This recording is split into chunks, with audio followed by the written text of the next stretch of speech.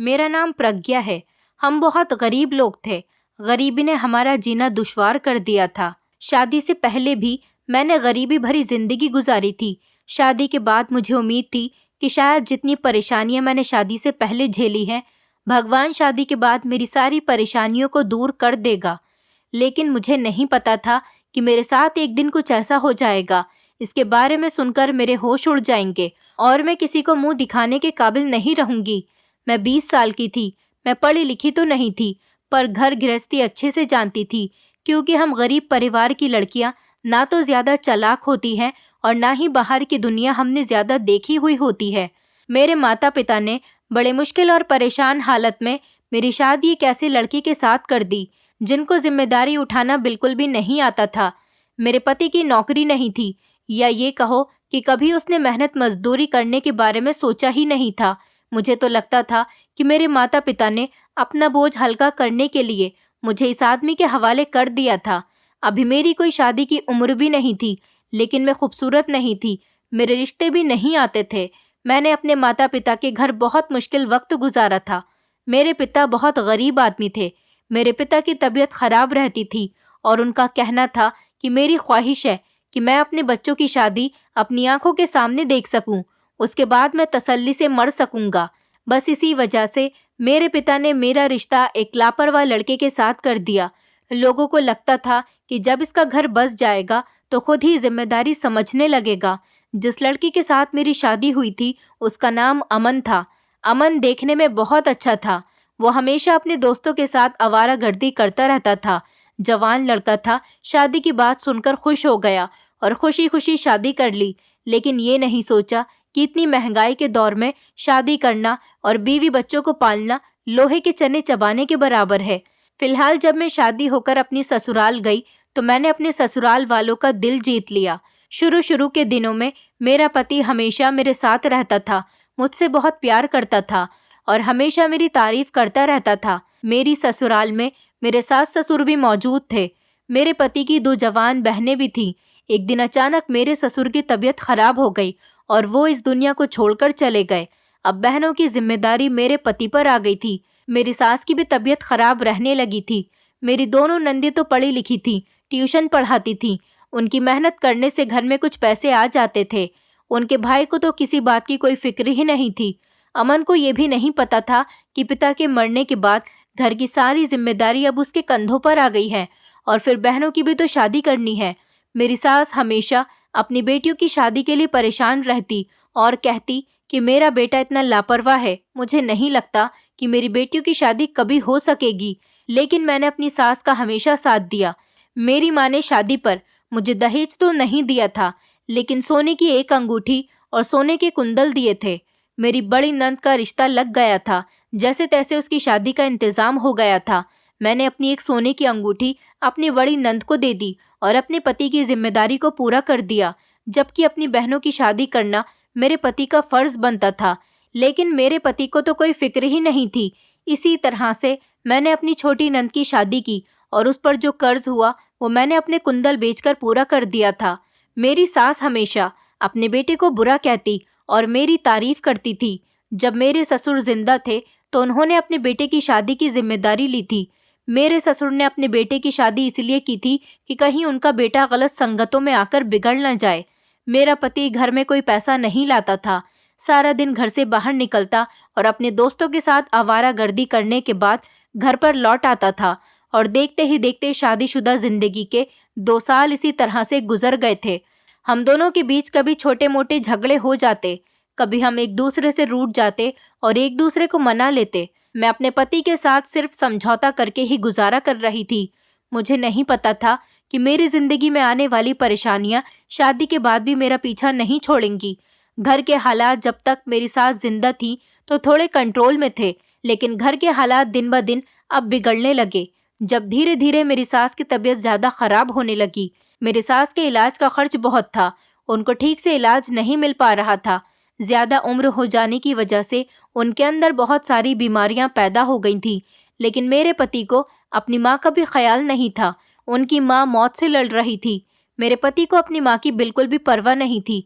जिंदगी और मौत से जंग लड़ते हुए एक दिन मेरे पति की माँ भी इस दुनिया को छोड़कर चली गई और मेरे पति को अपनी माँ के मरने पर भी कोई अफसोस नहीं था। अपने घर में बिल्कुल अकेली ही रह गई थी क्योंकि मेरे पति का कोई भाई भी नहीं था। दोनों बहनें शादी होकर अपने ससुराल में खुश रह रही थी। इधर मेरी जिंदगी में बिल्कुल भी सुकून नहीं था। मेरे पति को मेरी कोई परवाह नहीं थी। उसे हमेशा अपना फायदा ही दिखाई देता था। भगवान ने मुझे अभी तक कोई संतान नहीं दी थी, लेकिन मैं इस बात से खुश थी कि भगवान ने मुझे अभी तक कोई औलाद नहीं दी, क्योंकि इस परेशानी भरी जिंदगी में मेरा अपना गुजारा करना मुश्किल हो रहा था। फिर मैं अपने बच्चे को कैसे पालती? मेरा पति अब घर में खाली हाथ बैठा रहता था। उसने अपने दोस्तों के साथ उठना बैठना छोड़ दिया था। घर में रहकर मुझसे खाने को मांगता, जबकि वो खुद तो मुझे कमाकर लाकर नहीं देता था। भला मैं उसे कहाँ से खाना खिला सकती थी, जबकि मैं खुद तो 2 या 3 दिन में एक बार खाना खाती थी। जब मैं उसे कुछ खाने को नहीं देती तो गुस्से में आकर वो मुझे मारता पीटता था। मेरा पति मेहनत करने के बजाय ऐसे तरीकों से पैसे लाना चाहता था जो तरीका आसान हो और जिस तरीके से ज्यादा पैसे मिलते हों। अपने पैसे वो अपने पास ही रखता था। मुझे तो 1 रुपया भी नहीं देता था। उसका काम बस यही था कि वो मुझसे घर में लड़ाई झगड़ा करता। जब मैं उसका कहना नहीं मानती तो वो मुझ पर भी जुल्म करता था। लेकिन अब मैंने फैसला कर लिया था कि मैं एक ऐसे इंसान के साथ नहीं रह सकती जिसे मेरे खाने पीने तक की कोई फिक्र ना हो और वो मुझे मार मार कर बेहाल कर दे। एक दिन मैं अपना सामान बांधकर घर छोड़कर जा रही थी। मैं अपने माता पिता के घर चली गई थी।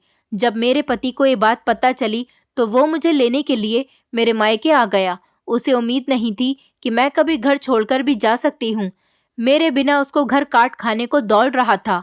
वो मुझसे माफ़ी मांगने लगा, कहने लगा, मैं अब तुम्हारे साथ कोई जुल्म नहीं करूँगा, मेरे साथ घर वापस चलो, मैं घर में अकेला रह गया हूँ।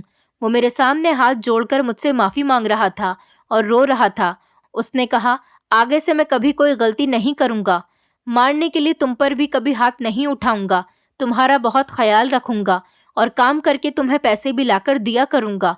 मेरे माता पिता ने भी मुझे खूब समझा बुझाकर उसके साथ भेज दिया था। मैंने ससुराल में आने के बाद उस पर काम का दबाव डालना शुरू कर दिया। मैंने उसे समझाया था कि मेहनत करो, घर की ज़रूरतें पूरी करो और अगर तुम ऐसा नहीं कर सकते तो फिर मुझे छोड़ दो, मैं और ज़्यादा परेशानियां नहीं उठा सकती। मुझसे अलग होने की धमकी से मेरा पति डर गया था और सबसे ज़्यादा तो वो मेरे घर छोड़कर जाने पर डरा हुआ था। उसे मेरे बिना इस घर में नानी याद आ गई थी। वो अगले ही दिन नौकरी की तलाश में निकल गया था। 2-3 दिन तक तो उसे नौकरी नहीं मिली थी, क्योंकि ना तो वो पढ़ा लिखा था और ना ही उसने कभी कोई मेहनत मजदूरी की थी। उसके हाथ में कोई हुनर भी नहीं था जो कोई उसे किसी तरह का काम दे सकता था। जब वो घर आता, मैं रोज उससे काम के बारे में पूछती तो वो कहता कि मुझे नौकरी नहीं मिल रही। जब मैं नौकरी नहीं करना चाहता था तो लोग मुझे हर तरह का काम देने के लिए तैयार थे। अब आज जब मैं नौकरी करना चाहता हूँ तो मुझे कोई काम नहीं मिल रहा। मैंने अपने पति से कहा कि इसीलिए कहते हैं कि समय और चीज़ की कदर करनी चाहिए। क्या पता कब कौन सी चीज़ सही समय पर हमारे काम आ जाए। मेरा पति नौकरी न मिलने पर बहुत निराश था। मैं समझ गई थी कि अगर अब की बार मेरे पति को नौकरी मिल गई तो वो अपनी नौकरी पूरी जिम्मेदारी से करेगा और मुझे पूरी उम्मीद थी कि वो ज़रूर घर के हालात बेहतर कर देगा।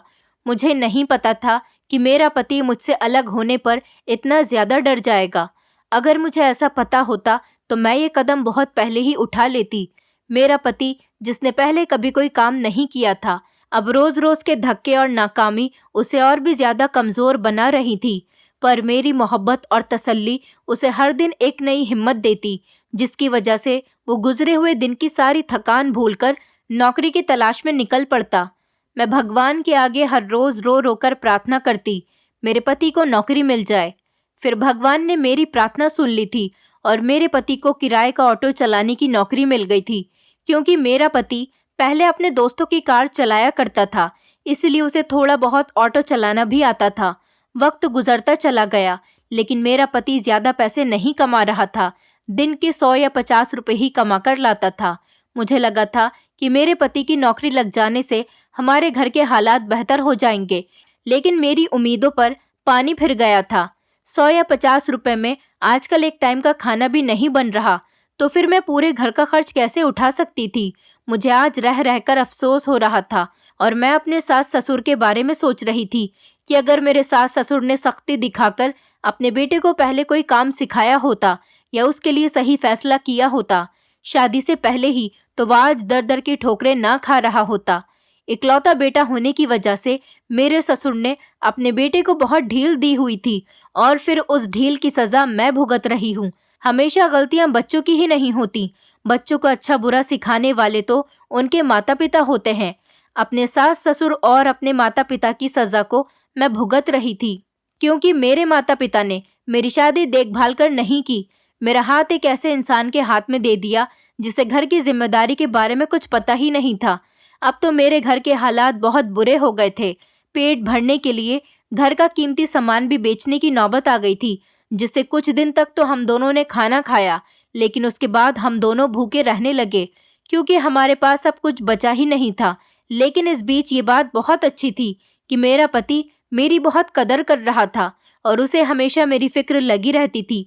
वो हमेशा मुझे इस बात का भरोसा दिलाता था कि वो एक दिन जरूर घर के हालात बेहतर कर देगा और मुझे इस घर में रानियों की तरह रखेगा। मैं अपने पति की परेशानी को अच्छी तरह समझ रही थी और मेरे लिए उसकी मोहब्बत बढ़ती चली जा रही थी। लेकिन एक दिन मेरी मोहब्बत और हिम्मत ने भी हार मान ली और मैं भी इस गरीबी से मजबूर हो गई थी। मेरे पति से अब ये सब कुछ देखा नहीं जा रहा था। वो घर से ठान कर निकला था कि आज वो ज्यादा पैसे लेकर आएगा और ज्यादा सवारियों को तलाश करने की कोशिश करेगा, और आज बिल्कुल वैसा ही हुआ। मेरा पति सुबह जब घर से निकला था तो उसके चेहरे पर बहुत मायूसी छाई हुई थी, लेकिन जब रात को घर पर लौटा तो उसके चेहरे पर खुशी और उसके हाथ में काफी सारा सामान था। वो घर के लिए राशन और मेरे लिए कुछ फल वगैरह लेकर आया था। बहुत दिनों के बाद हम दोनों ने पसंद का खाना पेट भरकर खाया था। मेरे पति ने कहा कि आज मैंने बहुत मेहनत की है। आज मैंने बहुत सारी सवारियों को अपने ऑटो में बिठाया। मैंने अपने पति की तरफ प्यार भरी नजर से देखा। थकान और मेहनत की हालत तो उसके चेहरे से साफ नजर आ रही थी। सच में उसने आज बहुत मेहनत की थी। मुझे अपने पति की तरफ देखते हुए यह एहसास हो रहा था कि जिस पति की वजह से मैं अपनी किस्मत को कोसती थी, वो इतना भी बुरा नहीं है। उसे मेरी तकलीफों का अच्छी तरह से एहसास था। बस वक्त और हालात ने उसे मजबूर कर दिया था। मैं अपने पति के करीब जाकर बैठ गई। मैंने देखा कि वो बहुत परेशान लग रहा था। वो न जाने किस परेशानी में खोया हुआ था। मैंने उसके करीब बैठकर उसका हाथ अपने हाथ में थाम लिया और उसे पता भी नहीं चला कि मैं कब उसके करीब आ गई और मैंने उसका हाथ अपने हाथ में पकड़ा हुआ था। अपने पति को इतनी गहरी सोच में खोया हुआ देखकर मैं भी बहुत परेशान हो गई थी कि न जाने मेरा पति आज इतना परेशान क्यों है, जबकि आज तो उसने बहुत मेहनत की थी। आज तो हमारे लिए खुशी का दिन था। मैंने अपने पति से उसकी परेशानी की वजह पूछी। मेरी आवाज पर मेरे पति फौरन ही घबरा गए और कहने लगे, नहीं, मैं तो बस थक गया हूँ, इसलिए थोड़ा परेशान हूँ। मैंने अपने पति से बहुत जिद करके पूछा कि तुम मुझे परेशान लग रहे हो, लेकिन वो मुझे बताने के लिए तैयार ही नहीं हो रहा था। बस इतना ही बताया कि सही वक्त आने पर बता दूंगा। बस भगवान से प्रार्थना करो कि हमारी सारी परेशानियां दूर हो जाएं। मैंने अपने पति के कंधे पर सर रख लिया और उनका हाथ अपने हाथों में मजबूती से पकड़ लिया। हम दोनों बहुत देर तक प्यार भरी बातें करते रहे। वो दिन मेरी जिंदगी का सबसे हसीन दिन था। आज तो मेरे पति ने मुझसे कहा था कि तुम मुझे बहुत थकी हुई लग रही हो, मैं तुम्हारे लिए चाय बनाकर लाता हूँ। मैंने अपने पति को मना भी किया कि मुझसे ज्यादा तो आप थके हुए हो, मैं चाय लेकर आती हूँ। मेरे पति ने कहा कि मैंने तुमसे कहा था ना कि जब मैं अच्छे पैसे कमाकर लाऊंगा तो तुम्हें इस घर में रानियों की तरह रखूंगा। अब तुम आराम करो, मैं तुम्हारे लिए चाय बनाकर लाता हूँ। उसके बाद हम दोनों आराम से बैठकर चाय पियेंगे। उसके बाद वो चाय बनाकर ले आए। चाय पीने के बाद हम दोनों बातें करते रहे। बातें करते करते न जाने मुझे कब नींद आ गई, मुझे कुछ पता ही नहीं चला। मेरे पति ने मुझे गोद में ले जाकर कमरे में लेटा दिया। उसके बाद उन्होंने अपना नया काम शुरू किया, क्योंकि मेरे पति को अपना काम करने का मौका मिल गया था। अगले दिन जब मैं सोकर उठी तो मेरा पति सवेरे सवेरे ही काम पर निकल गया था। मेरी अपने पति से कोई बात नहीं हुई थी। मुझे तसल्ली हो गई थी कि आज भी मेरा पति पैसे लेकर आएगा। मैं बहुत खुश थी। मैंने पूरे घर की सफाई अच्छी तरह से कर ली थी। मैं खुद भी अच्छी तरह से तैयार हो गई थी, क्योंकि मेरे पति को अच्छा लगता था जब मैं अच्छे से रेडी हुआ करती थी। मैं अपने पति का इंतजार करने लगी। मेरे पति जब घर आए तो मुझे देखकर बहुत खुश हो रहे थे। कहने लगे, आज तो तुम बहुत खूबसूरत लग रही हो। रोज जब मैं काम से आया करूं तो मेरा इंतजार इसी तरह से तैयार होकर किया करो। मुझे आज बहुत खुशी हुई तुम्हें देखकर। मेरे पति आज भी ढेर सारे पैसे लेकर आए थे। मेरे पति ने आज मेरी खूबसूरती की बहुत तारीफ की थी।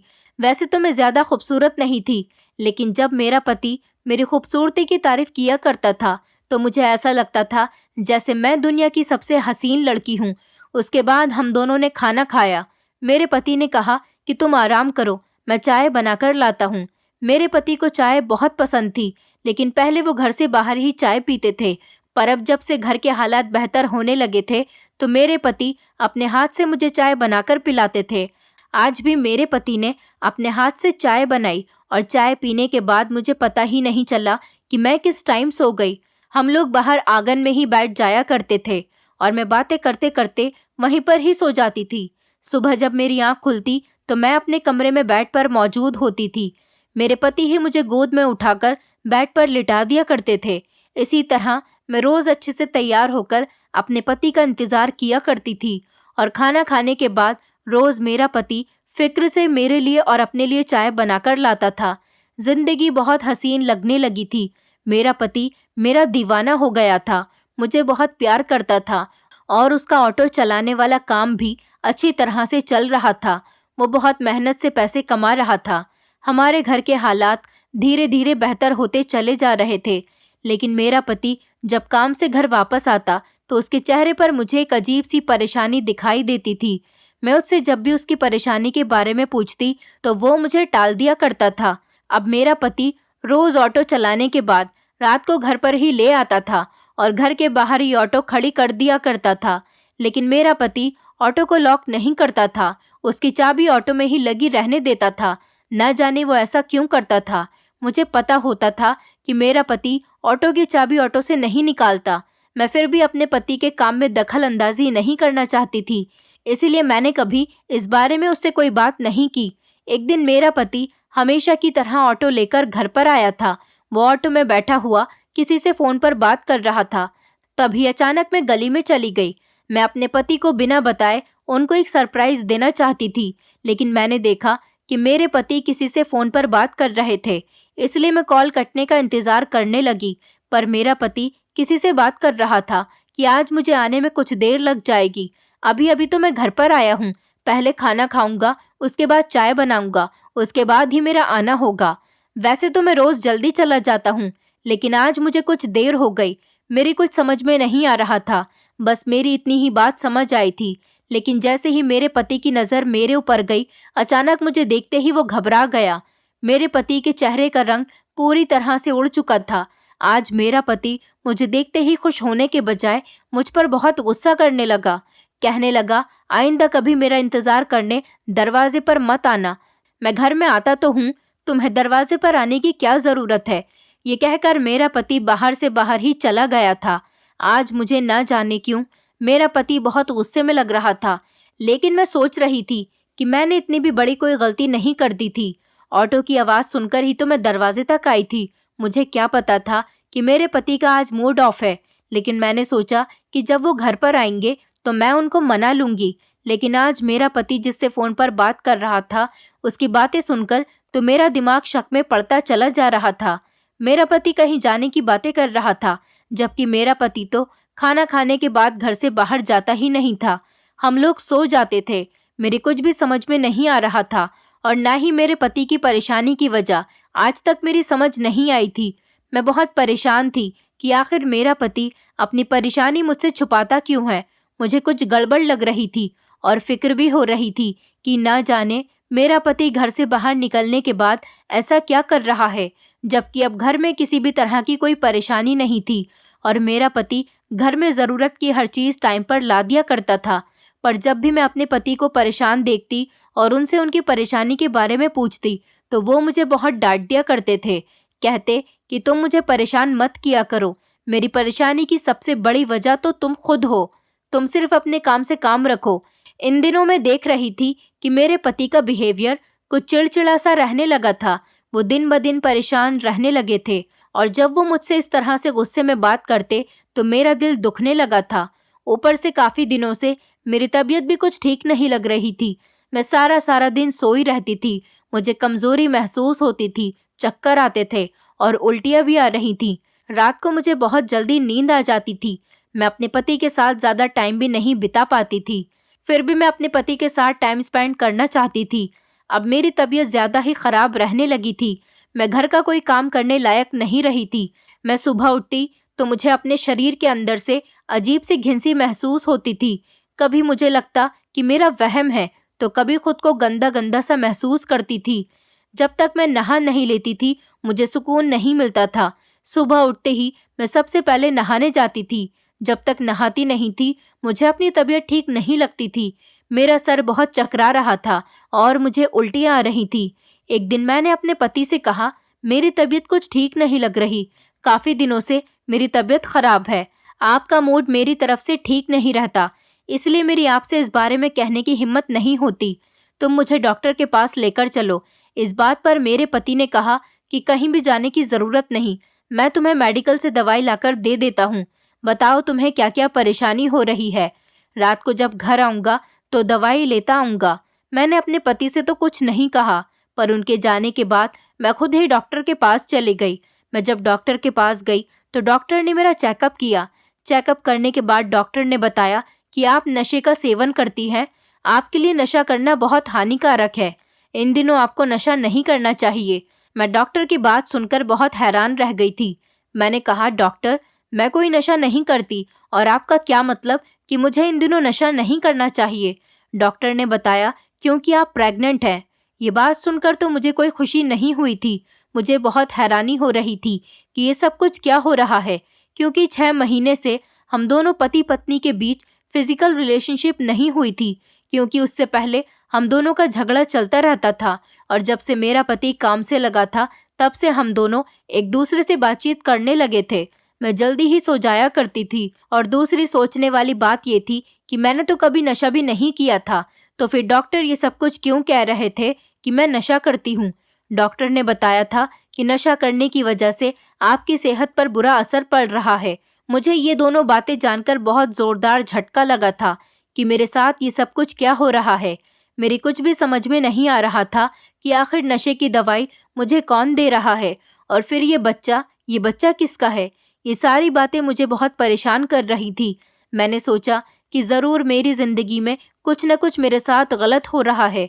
अगर मुझे कोई नशा दे रहा है तो फिर वो मेरा पति ही हो सकता है, और हो सकता है कि ये बच्चा भी मेरे पति का ही हो। मैं भगवान से प्रार्थना कर रही थी कि मेरे साथ कुछ गलत न हो, ये बच्चा मेरे पति का ही हो, वरना मैं इस दुनिया को क्या मुंह दिखाऊंगी। वैसे मेरा पूरा शक अपने पति पर जा रहा था कि जरूर मेरा पति ही मुझे नशा करने की कोई चीज दे रहा है। मैं तो किसी से मिलती भी नहीं थी, और काफी दिनों से मैंने घर से बाहर कदम भी नहीं रखा था। घर में भी हम दोनों पति पत्नी ही रहा करते थे। मैं अंदर से बुरी तरह से टूट गई थी और अपने पति के बारे में बुरी बुरी बातें सोच रही थी कि जिस आदमी का घर बसाने के लिए मैंने क्या कुछ नहीं किया, वही आदमी मेरे साथ मेरी सेहत को नुकसान पहुंचाने के लिए मुझे नशा दे रहा था। पर मैंने अपने दिल को समझाया और फैसला किया कि मैं सच्चाई का पता लगाकर ही रहूंगी। अपने पति से तो पूछने का कोई फायदा नहीं था, क्योंकि मेरा पति मुझे कभी कोई बात बताने के लिए तैयार ही नहीं होता। फिर मैंने अपने दिमाग से आइडिया लगाना चाहा कि मेरा पति मुझे किस तरह से नशा देता है। बहुत सोचने के बाद मैंने नतीजा निकाला कि शायद मेरा पति किचन में जाने के बाद मेरे लिए जो चाय बनाता है, उसी चाय में ही कुछ गड़बड़ है। तभी तो मेरा पति रोज फिक्र के साथ खुद किचन में जाकर मेरे लिए चाय बनाकर लाता है, और मेरा शक बिल्कुल सही निकला था। अगले दिन मेरे पति ने जब मेरे लिए चाय बनाई तो मैंने बहाने से चाय को नहीं पिया और उसे फेंक दिया, और अपने पति को बताया कि मैंने चाय पी ली है। उसके बाद मैं सोने की एक्टिंग करने लगी। लगभग आधे घंटे के बाद मुझे महसूस हुआ कि जैसे मेरा पति मुझे गोद में उठाने की कोशिश कर रहा है। मेरे पति ने मुझे गोद में उठाया और वो मुझे अपने ऑटो में लेकर चला गया। उसने मुझे अपने ऑटो में पीछे वाली साइड पर लेटा दिया। मैं सोने की एक्टिंग कर रही थी। उसके बाद मेरे पति ने घर के दरवाजे को ताला लगाया।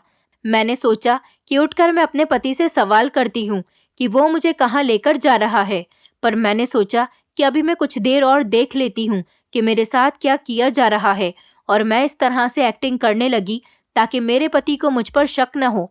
मैंने सारी सच्चाई जानने के बारे में ठान लिया था। थोड़ी देर के बाद मेरे पति ने ऑटो चलाना स्टार्ट किया। ऑटो चलते ही मेरे दिल की धड़कन जोर जोर से चलने लगी। मैं चाहकर भी आंखें खोलने की कोशिश नहीं कर रही थी, क्योंकि मैं समझ गई थी कि मेरा पति मुझे बेहोश करने के बाद कहीं लेकर जा रहा है। मुझे बहुत ज्यादा डर लग रहा था। रास्ता बहुत लंबा था। मेरा पति इतनी रात को मुझे कहाँ लेकर जा रहा था, ये डर मुझे बहुत सता रहा था। मेरे पति को लग रहा था कि मैं गहरी नींद में सो रही हूँ, लेकिन आज तो मुझे बहुत अफसोस हो रहा था।